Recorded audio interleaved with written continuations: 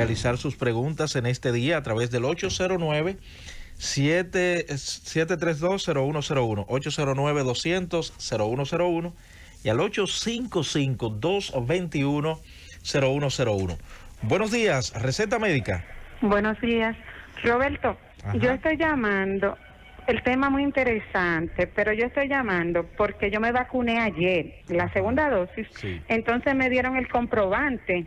Entonces el comprobante no tiene sello de salud pública. Entonces me dice que no tiene ninguna validez.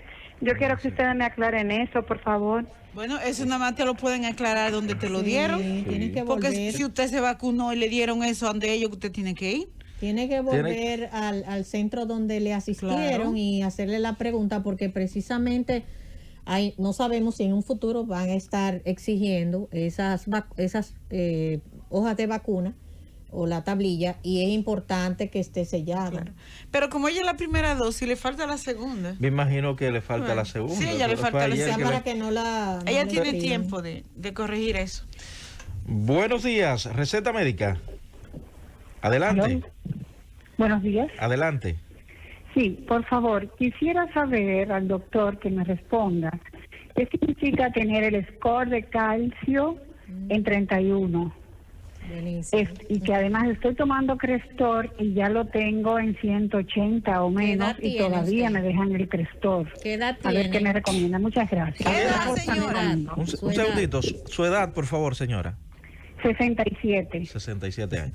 Hago mucho ejercicio, no fumo, no bebo, nada de vicio. Gracias. Bye bye. Bueno, mira, Adelante. el score de calcio es una de estas herramientas pues de última generación que nos ayudan a nosotros a detectar la cantidad de calcio que hay acumulado en los tejidos que componen esas arterias coronarias. Entonces, cuando se detecta el calcio en las arterias del corazón, podríamos de alguna manera decir que este paciente ya ha empezado un fenómeno de lo que es la enfermedad arteriosclerótica de las arterias del corazón, o sea que se están haciendo rígidas. Ya este paciente de alguna manera, si se combina este score de calcio con otra situación más, otro factor de riesgo, como mencionamos el colesterol, pues se coloca en un riesgo elevado de en el futuro tener pues un evento coronario. Por ende, en la cardiología moderna lo que intentamos es prevenir los eventos y creo que atinadamente por eso le han indicado un medicamento que ayuda a desinflamar las arterias del corazón y también a mejorar los niveles de su perfil lipídico, dígase sus niveles de colesterol. Sí, sí. Entonces, creo que si está ahora llevando un estilo de vida más saludable, alimentándose mejor, haciendo ejercicio y tomando su Crestor, aquí lo único que cabe en algún punto es disminuir un poco la dosis del medicamento que nos permita tenerla a ella en los mejores niveles posibles, pero que no debe descuidarse. No, y es Disminuir una la paciente dosis. que hay que hacerle una prueba de Se puede esfuerzo disminuir cada la año. dosis, claro. Hay Pero que hacerle una prueba de esfuerzo cada año, porque es una paciente que igual hasta 5 años es válido quizás el estudio, pero es importante que lleve los niveles de perfil de lípidos, de colesterol y sobre todo el malo por debajo de 70. Por debajo de es lo que está 70, sí. estipulado. Ella mencionó 80. Sí, no, pero ella mencionó 30 y pico fue, porque si es 30 y pico, 80 y pico, eso No, ella es dijo de que muy ya lo bajo tenía en riesgo. 80. Pero muy bajo riesgo, ¿eh? Porque- Para la edad. Sí, porque de 1 a 400 la posibilidad en 5 años es de 4.3, o sea que si ella lo tiene por debajo de 80 o 30, qué sé yo, o Sí, sea, pero hay las algo posibilidades con son el mínimas. score de calcio en particular que hay siempre que tomar en cuenta cuando se esté interpretando, es que también depende de dónde esté alojado este calcio. Exacto. Si es en una Porque sola si es que arteria. tiene 39, ya mencionó, 39. o sea, distribuido en toda la anatomía coronaria, Exacto. pues eso no es tan grave. Ahora, No, si eso claro está que no. específicamente en un lugar, pues ya habla de otro escenario. Claro. Buenos días, receta médica. Adelante. Buen día. Sí, Son para adelante. todos. Bien. Mire, una pregunta, doctor. Después que uno se pone la primera vacuna, ¿cuál es el tiempo para uno ponerse la segunda dosis? O por ello Pero te se la lo ponen dicen. ahí en tu tarjeta, En tu tarjeta generalmente está. a las 4 o 3 semanas. Sí. O En sea, la tu tarjeta la tarjeta lo tiene. dice. Sí, De- parece que no se Detrás. ha puesto ni la primera. Sí, porque pero de hecho detrás se él lo puede indica. buscar en la tarjeta, lo dice. En caso de que se haya puesto la primera. Sí, sí. Buenos días, receta médica. buena. Adelante. Quiero hacerle una pregunta al doctor. Adelante. Que a mí se me están hinchando los pies. y los tobillos. Yo quiero saber de qué viene eso. Una pregunta antes que no cuelgues. ¿Tienes alguna condición médica conocida? ¿Sufres de presión alta, corazón grande? No, nada. ¿Qué edad tienes? 37. 37 años. Perfecto. Joven. Pues mira algo con respecto a tu pregunta. Realmente la hinchazón de los tobillos, de la pierna, puede verse a muchas circunstancias. Desde problemas locales a nivel de la circulación, sobre todo venosa, hasta problemas del corazón. Cuando digo problemas del corazón me refiero a que el corazón esté fallando en hacer su trabajo, lo que mucha gente conoce como insuficiencia cardíaca. Insuficiencia cardíaca, pues en un corazón que no hace su bombeo de manera adecuada, pues el sistema con menos presión y más bajo en cuanto al declive son las piernas. Por ende, puede haber una acumulación de líquido a nivel de las piernas y también es bueno resaltar que puede haber alguna patología de origen renal, porque el riñón pues se encarga de mantener un equilibrio adecuado de los electrolitos y proteínas en el cuerpo, y cuando este no se mantiene, pues también puede haber un acúmulo de líquido a nivel de los pulmones, y hay también otras entidades tal vez de origen... consumo de sal. Exacto. Y el tiroides, la tiroides. Y también si él toma algún medicamento, porque si toma... Él dice que no sufre de nada. Que no toma, bueno, porque la anlodipina, nifedipina provoca. Y por eso se lo pregunté, porque también hay un edema a nivel de los tobillos que puede estar relacionado a los medicamentos que toma. Sí. Mira, me indican que el sello del Ministerio de Salud Pública se lo ponen en la segunda dosis a las personas, ok. según lo que me indica Pues yo ni me fijé en la mía. un oyente. Fíjate. Buenos días, receta médica. Sí, muy buenos días, Roberto. La información que voy a dar a los oyentes de la Z es importante que lo tomen en cuenta. ¿Acerca de qué? Hay personas, buenos días, Roberto. Adelante. Buen día. Es importante. Hay personas que lo han pasado por alto y han cometido un error. Hay personas que están platificando la tarjetita que le dan. Es importante platificarla, pero después que te pongan la segunda dosis. ¿Por qué? Porque en la segunda dosis es que te ponen el sello que garantiza que tú te vacunaste y que ya tiene la segunda dosis. Porque hay personas que lo han clasificado y cuando le vayan a poner la información de la segunda dosis, ¿dónde se la ponen si ya está clasificada? Gracias. Pero mira, gente observadora, porque yo no me fijé en ese sello. No, la gente es tremenda. Ahora que ya Buenos días, receta médica. Días. Y quería hacerle una pregunta con respecto a lo de la vacuna. Yo me puse la primera vacuna. Entonces, el día 7, que era el lunes, me tocaba la segunda. Pero resulta que me dio COVID. Entonces, ayer me hice la prueba y salí negativo. ¿Qué hago? ¿Cuándo me pongo la vacuna? Hay una respuesta para eso. Sí, mira. A mí no me gusta mucho el intrusismo porque creo que no es mi área. No somos vacunólogos. Pero hay información en la literatura para todo el mundo y la he leído. O sea, en el caso de él tiene que esperar por lo menos de 3 a 6 meses para poder ponerse la segunda dosis en promedio. Cierto. Porque es un paciente que no solamente tuvo una primera inmunización, sino que tuvo COVID. Por ende, si se vacuna muy temprano, pues puede hacer algún tipo de reacción porque los anticuerpos están todavía muy elevados y no es recomendable hacerlo con esos niveles. Sabes que aunque no somos infectólogos, y qué bueno que tú usaste el término intrusismo. No, tú lo mencionas siempre. Sí, yo pienso que debemos tener respeto por nosotros y por los pacientes, pero lo que quería comentar, que ayer me llamó mucho la atención de una neumólogo, creo que fue la presidenta de la sociedad, que hablaba de pacientes que se hacían la prueba, estaban negativos, pero sin embargo en la tomografía salían lesiones compatibles con el COVID. Entonces, esa parte a mí me llamó mucho la atención y nos gustaría, si es posible, que qué sé yo, un neumólogo, un infectólogo nos dé una llamadita, si es posible, dentro del programa, porque eso es serio. Mucho en todos estos años que ha pasado, eso se vio mucho, y de hecho tomemos el caso muy lamentable de cuando en San Francisco hubo esa avalancha de COVID. Muchos de los médicos por clínica era que lo estaban tratando. Pero ahora parece que está aumentando de nuevo eso. No, según leí ayer. Ella hizo el aclarando, la presidenta de la Sociedad de Neumología, creo que fue infectología, no recuerdo,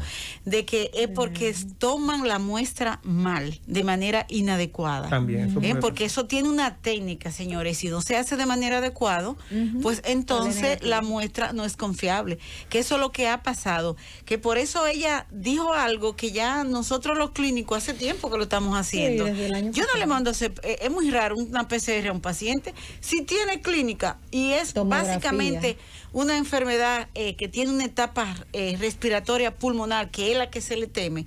Mándela a hacer una toma y usted en media hora usted tiene el diagnóstico. O sea, eso de PCR, eso es para el paciente que está asintomático, que está asustado, qué sé yo qué. Pero un paciente con síntomas, empiece a manejarlo. Claro. Pero es básicamente las PCR que dan negativas. No estaría de más en el pico que tenemos ahora mismo, la situación que tenemos, si algún infectólogo, un neumólogo puede dar una llamadita para que nos... Hablando de esto, señores, acabo de leer aquí, es importante, el ministro de Salud Pública está llamando a las embarazadas entre el segundo o tercer trimestre a vacunarse. Esto es importantísimo y tenemos que aprovechar este medio que acaba de salir en el Listín Diario. Rivera dijo que se llegó a un consenso para permitir que las embarazadas puedan inocularse contra el virus y en el país se están aplicando las vacunas, ya sea AstraZeneca, la China, Sinovac, y que va a estar llegando próximamente la Pfizer. Así que las embarazadas que han sido de muy alto riesgo y ha existido mortalidad también, tanto en la madre como el niño, que estén al pendiente y que consulte con sus ginecólogos. Pero de segundo y tercer trimestre. Segundo y tercer trimestre. O sea, no ha dicho nada en cuanto a las madres que están lactando, porque también ha sido una preocupación de algunas mujeres que están lactando, y de hecho algunos profesionales de la salud, médicos de cabecera de esas personas, le han dicho de que no se vacunen. Algunas de ellas. Pero no hemos escuchado a favor. Yo te voy a decir una cosa, cuando la hija mía tenía COVID, estaba lactando. Y yo no sé si fue eso, pero el niño salió después positivo. No tuvo ningún síntoma. Sí, claro. Parece ser que hubo una transmisión vertical, ¿no? De la leche a los bebés, ¿no? Muy bien. Buenos días, receta médica. Buenos días, Roberto. Saludos. Roberto, dos temas, mira, te voy a hablar lo de la lactancia. En mi casa, mi esposa, lactando, nosotros todos dimos positivo al COVID, incluyendo a la niña. Wow. Luego que nosotros nos recuperamos, el pediatra le dijo a ella que sí que se podía vacunar con la vacuna, que no le afectaba en nada. Y sobre el sello que la joven dijo ahorita de la tarjeta, el martes Susana habló de eso en el viernes de la tarde, y yo me vacuné en Plaza Lama, mi prima es de la que inocula, y yo inmediatamente me comuniqué con ella a ver, ya me dijo que hay centros que tienen el sello, que esos ponen el sello, pero lo que no tienen el sello, las tarjetas siguen vigentes porque es que ellos no tienen sello en su zona. Eso es sí, pero ¿cuál será la validez? Entonces, eso es correcto bueno, lo que dice. Sería bueno que yo aclaren esa situación, porque parece ser que al poner la segunda es que se lo ponen. En algunos casos se presta falsificación, ese es el problema. Eso es la preocupación de muchas personas. Y ahora se está hablando de que en algunos centros se va a estar exigiendo, ¿verdad? La cartilla para usted poder pasar. No sé si es cierto una noticia que vi ayer donde Antonio Marte decía que los que no tengan su cartilla de vacuna no van a poderse montar. Pero el ministro dijo y el presidente que no van a obligar a vacunar. Y yo entiendo que por un lado, o sea, ningún país lo ha hecho. Se aprobó en el Senado ayer. O sea, se aprobó en el Senado. Sí, pero entonces, ellos siguen insistiendo en que no van Vamos a ver si él lo promulga. Bueno, sí. Buenos días, receta médica. Buenos días. Adelante. A pesar de los temas importantes del COVID, ya yo tengo mis dos dosis puestas. Pero quiero hacer una pregunta sobre la próstata. ¿Una persona con problemas en la próstata puede tener difusión eréctil? Sí, claro. La próstata, es bueno decirle que la función de la próstata es, pues, aportar nutrientes al momento del eyaculado. Pero los síntomas que presenta la próstata, lo que llamamos prostatismo, que son, por ejemplo, ese titubeo al orinar, ese ardor al orinar, ese goteo terminal, esa levantadera en la noche, por decirlo así, a orinar, esto altera la calidad de vida sexual en el hombre, porque esa sintomatología molesta e interfiere con una buena calidad sexual. Eso es generalmente cuando hay crecimiento, pero también tenemos la prostatitis, que es un proceso inflamatorio de la próstata que puede ser bacteriano o abacteriano, o sea que puede haber bacteria o puede ser que no haya bacteria. También es una causa de disfunción sexual que afecta la función sexual del hombre. Esa sería la respuesta a su pregunta, pero sí lo afecta. Buenos días, receta médica. Aló. Adelante. Sí, buen día. Oiga, doctor, pero yo no tengo mi vacuna, inclusive tengo mi plasticado, me plastifiqué. Ajá. Pero a mí no me le pusieron sello por ninguna parte. Yo me vacuné en la Fundación Mauricio Val. No tengo sello de salud pública. El sello de nuevo. Bueno, eso nada más Salud Pública puede responderle. Sí, la verdad que no tengo. Yo misma ni me he fijado si la mía lo tiene o no. La mía no tiene sello. Ojalá que alguien nos llame. Voy a averiguar con el señor Carlos Suero, que es encargado de comunicaciones de Salud Pública, a ver qué nos dice. Adelante, buenas. Buenas, mi pregunta es que si ha muerto alguien con las 2 vacunas por COVID. Bueno, yo le puedo contestar esa pregunta de un suegro de un colega mío que murió en Estados Unidos con las 2 vacunas de Pfizer. ¿Y qué tiempo tenía de la última?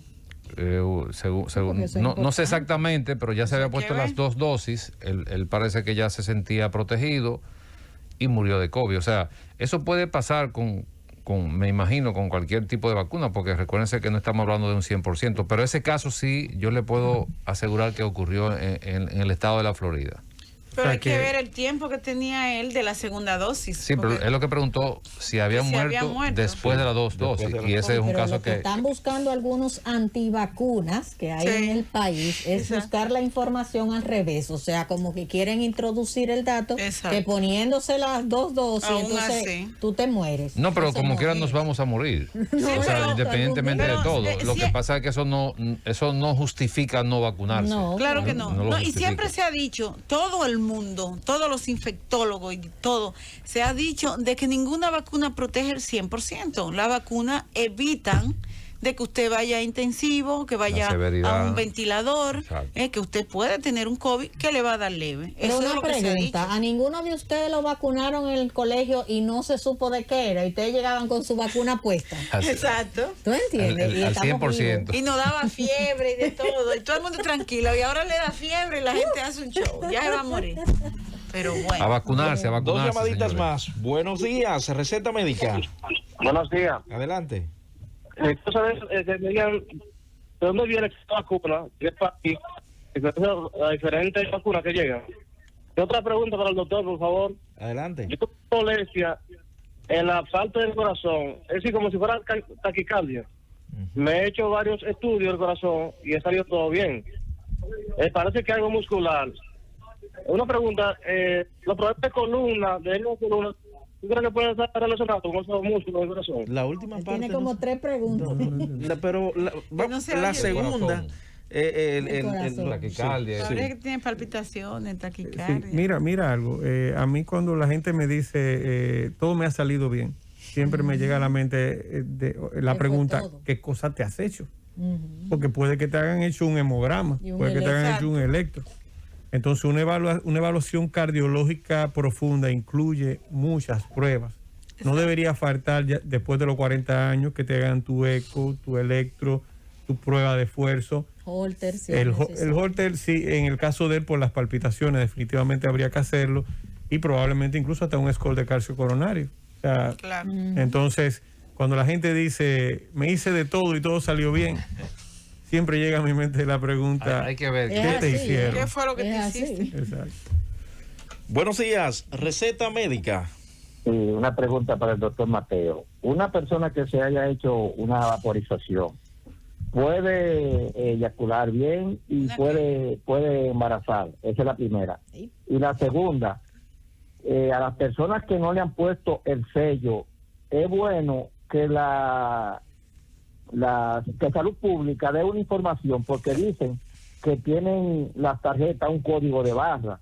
Entonces, si tienen un código de barra, aunque no esté sellada, por ese código de barra, ahí tiene que salir la información de ese paciente, la edad y todo, porque esa tarjeta es exclusiva para ese usuario de esa tarjeta, creo yo. Pero la preocupación de los oyentes está bien.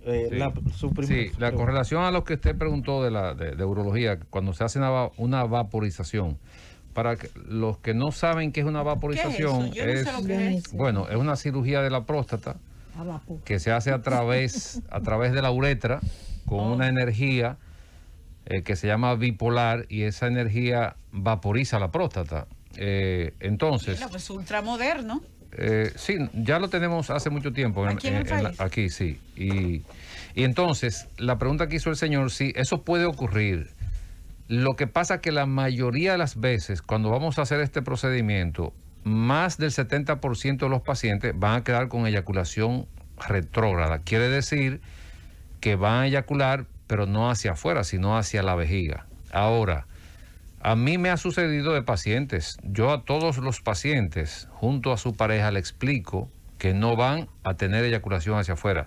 Sin embargo, algunos pacientes han quedado normal, y qué bueno también para ellos y para mí, pero la mayoría tienen eyaculación retrógrada. Pero la pregunta que usted hizo, sí, puede quedar una eyaculación normal y pueden embarazar también.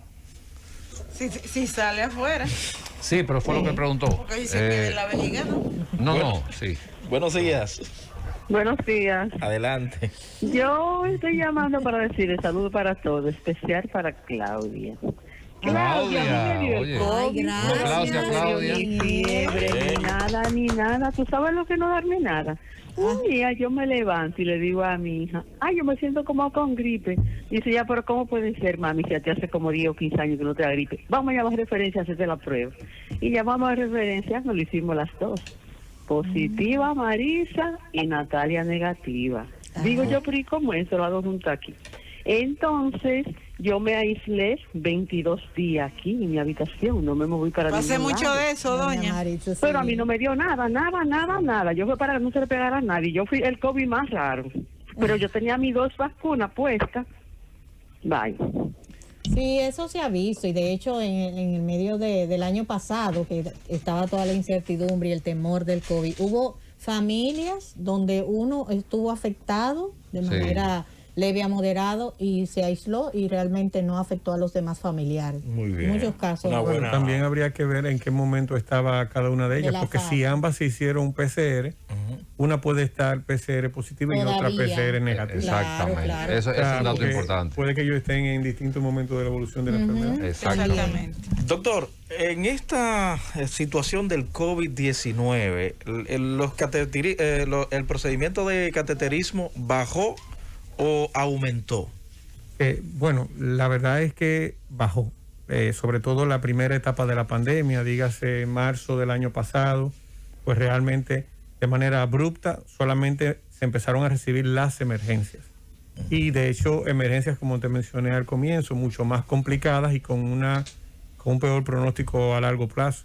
Porque el tema con la enfermedad coronaria, sobre todo la enfermedad aguda, es que requiere pues que se defina temprano de qué se trata. Hay muchos tipos de infarto, aunque uno utilice una sola palabra. Entonces, lo primero que hay que definir es qué tipo de infarto está ocurriendo con la persona, y esto se va a hacer normalmente o en la ambulancia en los países de primer mundo, porque te hacen el electro justo en la ambulancia, o cuando llegues al centro donde acudas por lo que te está sucediendo. Entonces, inmediatamente te hacen ese primer electrocardiograma, pues se define qué tipo de infarto tienes, si es uno compatible con que se te tapó una arteria completamente, o otro que va a tener que confirmarse a través de pruebas de laboratorios que van a demostrar que el músculo del corazón pues ha sufrido falta de sangre. Eso es lo que va a definir qué tan rápido una persona requiere ir a un servicio de cateterismo. En el caso particular, por ejemplo, del infarto que se tapa la arteria completamente por un coágulo, es un infarto pues dentro de la urgencia es mucho más urgente, es mucho más crítico, con una mortalidad muchísimo más alta y requiere una atención muchísimo más temprana, porque es que esta arteria se ha tapado completamente, por ende hay una parte del corazón que tiene su flujo totalmente cortado. Este músculo puede desarrollar un montón de síntomas, desde un fallo del corazón de manera abrupta, arritmias, y que le pueden costar la vida al paciente. Muchos pacientes, de hecho, ni siquiera llegan a recibir una atención médica, ni están vivos al momento que llegue el servicio de emergencia a rescatarle. Por ende, lo primero que tiene que definirse es el tipo de infarto que está sucediendo con el paciente. Si es un infarto de esto que ha tapado completamente la arteria, y bueno, voy a resaltar, es bueno que quede claro, cualquier paciente, sin importar su edad, que llega a un servicio de emergencia y que llega por dolor de pecho, en menos de 10 minutos tiene que tener un electrohecho. Claro. Porque el electro es esa herramienta que te mencioné que nos va a ayudar a nosotros a poder discernir qué tipo de infarto tenemos en la mano. Y si descubrimos que es un infarto compatible con que se le tapó una arteria completamente, el que los médicos conocemos con infarto con elevación del segmento ST, pues este infarto, aquí hay que plantear una situación. ¿Qué tan lejos está ese paciente de un centro donde se le pueda hacer cateterismo? Si está a más de 120 minutos, a ese paciente hay que brindarle otro tipo de estrategia para resolver esa obstrucción. Dígase un medicamento especial que se conoce como fibrinolítico, se inyecta a través de la vena y ayuda a disolver el coágulo que hay en la circulación del corazón. Esto va a dar tiempo a que el corazón pues vuelva a recibir sangre de manera adecuada, hasta que posteriormente es llevado a hacerse el cateterismo, que ya si fue hecho de manera exitosa la terapia, pues de 12 a 24 horas, pues este paciente se traslada a un centro donde se va a hacer cateterismo. Si el paciente está a menos de 120 minutos de un centro donde se haga cateterismo, lo ideal es que inmediatamente ese paciente de ahí lo lleven por un centro a hacerle su cateterismo para destaparle su arteria a través pues de la terapia invasiva. Qué bueno que mencionas tiempo, Loinaz, porque es importante que quede el mensaje en la población. Y a ver si tú me describes qué es tiempo, es músculo. Bueno, lo que pasa es que mientras más tiempo dura el cese o la interrupción del flujo sanguíneo hacia el corazón, pues más se degrada el corazón. Se ha visto que los pacientes que tienen infartos y que se le logra hacer cateterismos antes de las 2 horas, lo que nosotros llamamos angioplastía primaria, y cuando digo hacer cateterismo me refiero también a resolver la obstrucción, pues prácticamente pueden quedar con la función de su corazón al 100% normal, como si no hubieran tenido un infarto. Muy bien. Eso, pues, diferente al paciente que llega muy tarde. El paciente que llega muy tarde puede su músculo cardíaco deteriorarse tanto que el corazón pueda perder hasta la mitad, incluso hasta una gran cantidad de su función como bomba. Es tiempo dependiente. Escúchame, Pablo. Quiero hacer aclarando para las personas de que nosotros abordamos el infarto de 2 maneras. De manera mecánica, como lo hacen ustedes, y de manera medicamentosa, farmacológica, con sustancias fibrinolíticas. Aquí en Santo Domingo disponemos de sustancias fibrinolíticas que de una gran efectividad y que el ministerio, dicho sea de paso, la administra gratis. Por ejemplo, nosotros en la unidad de cuidados intensivos del Instituto Dominicano de Cardiología tenemos disponible el Reteplace, justamente gratis, y en cuestión de minutos se le pone al paciente. Esto es para el paciente que, como tú dices, es un paciente que no dispone de seguro, que no tiene un peso, pero que sin embargo tiene un síndrome coronario, un infarto, para que la gente lo entienda, gracias Claudia, y que hay que, la arteria hay que reperfundirla. O sea que eso es importante que el pueblo lo sepa. Precisamente eso era lo que iba a preguntar, porque como nosotros llevamos información al pueblo para que esté consciente de muchas cosas, cuando hablamos de fibrinolítico, de medicamento que se puede aplicar sustituyendo a un cateterismo. No lo sustituye. No, es una opción. Pero es una opción. Sí, pero ya la doctora habló de eso, pero eso precisamente, porque un paciente que llegue a la emergencia y nos está escuchando, lo más probable es que se atreva a decirle al médico, pero ¿y por qué no le ponen una inyección? Entonces, sí, no, porque es así. Entonces, la idea es llevar a la población de que este no es un medicamento que se maneja necesariamente por el médico de emergencia, es un medicamento que se debe manejar en cuidados intensivos ya. Y con su criterio. Con su criterio, exactamente. Esa era la pregunta, pero ya la doctora habló de eso. Y déjame aclararle que no es solamente, hay varios hospitales, o sea, es un plan piloto, está en El Salvador Begotien, está creo que en la Fuerza Aérea, está en el Moscoso Puello, en el Instituto Dominicano de Cardiología.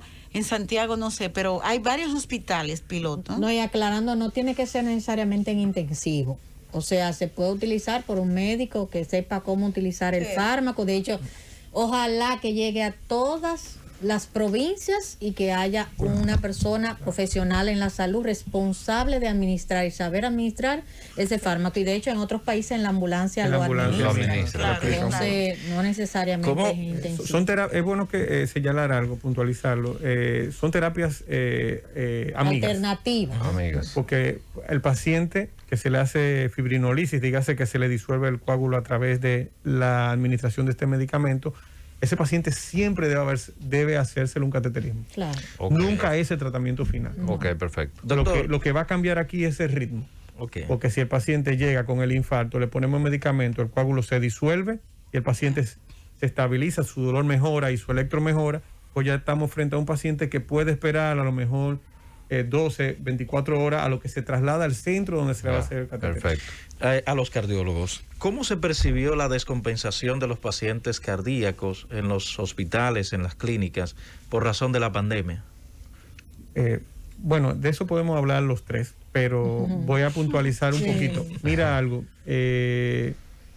lamentablemente, cuando apareció el COVID, pues mucha gente dejó de acudir a la consulta, dejó de acudir a las emergencias y lamentablemente la enfermedad coronaria y es un fenómeno progresivo que si no se trata de manera adecuada, pues se empeora. Entonces, si tú eres hipertenso, diabético, tienes más de, vamos a decir, estás en edad de riesgo, 50, 60 años, no es cierto que tú puedes decir, yo tengo más de un año que no voy a mi cardiólogo. Eso es totalmente incorrecto, porque los tratamientos no son eternos en la enfermedad cardiovascular. Tienen que estar en constante monitoreo para saber si el paciente está cumpliendo con la meta que nosotros queremos, que son las que van a garantizar que el paciente mantenga su enfermedad controlada. Entonces, durante la pandemia hubo un gran descuido, o sea, las personas... No solamente del síndrome coronario agudo. No solamente hablando de síndrome coronario, sino también de lo que es el seguimiento del paciente cardiológico en general.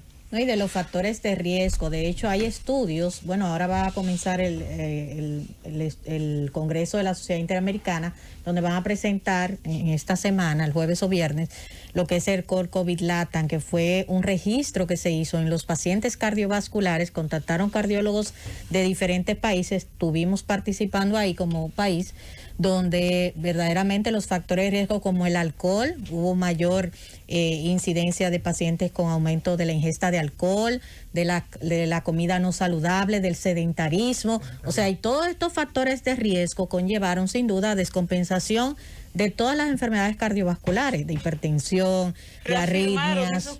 Claro que sí. Y claro algo que quiero señalar, a pesar de toda esta mortalidad que hay asociada al COVID, la enfermedad cardiovascular al día de hoy sigue siendo la causa principal de muerte en el mundo. Más que la pandemia. Más que la pandemia. Claro. Nos vamos a ir a la pausa. No sé si la doctora... No, que eso que tú dijiste, realmente durante la pandemia, cuando inició, la asistencia a cuidados intensivos, a la emergencia, era prácticamente nula. Yo tuve la unidad de cuidado intensivo del Instituto de Cardiología varias veces, que no había un solo paciente, porque la gente sea por miedo. Inclusive hay muchos artículos en la web, yo lo revisé en esa ocasión porque escribí un artículo para Cardiosíntesis, una plataforma médica virtual, donde hablaba de infarto y cuarentena. en todos los países se redujo la cantidad de síndrome coronario agudo o infarto. Ahora, eso era una pseudo disminución. ¿Por qué? Porque lo que se estipulaba era que los pacientes se quedaban en su casa, primero por temor al COVID, que lo cogieran en la ambulancia, que en la misma emergencia. O sea, es una pseudo. Ahora, ya estamos prácticamente normalizados y ya yo les digo que la unidad ya está de bote en bote otra vez con los síndromes coronarios. No, pero también recordemos que muchos de los médicos, o sea, la mayoría de los centros clínicos cerraron los consultorios por un tiempo, 1 o 2 meses, para precisamente en la sala de espera no tener todas esas personas ahí agrupadas. 3 cositas antes de irnos a la pausa para responder al regreso. ¿Cómo puedo darme cuenta que mis arterias se están tapando? Existen estadísticas de los pacientes cardiópatas aquí en nuestro país. Sí. La otra es si existe poca educación para el cuidado del corazón. Me voy a meter a poeta. Llévatelo, punto. La receta médica de la Z.